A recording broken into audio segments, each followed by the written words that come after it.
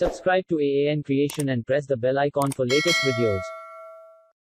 Welcome again friends. Windows Defender Security Center delivers a robust suite of security features that keep you safe for the supported lifetime of your Windows 10 device. When your PC is protected by Windows Defender Antivirus, you are receiving comprehensive protection for your system, files, and online activities from viruses, malware, spyware, and other threats. Sometimes you're thinking Windows Defender Antivirus can't secure your device.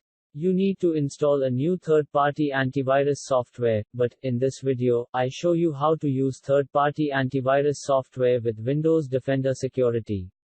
You're using any antivirus software, Windows Defender will automatically disable.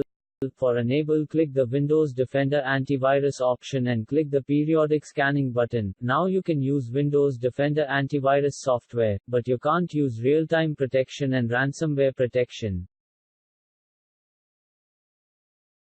For disabling again, scroll to the bottom and press the Windows Defender Antivirus software option.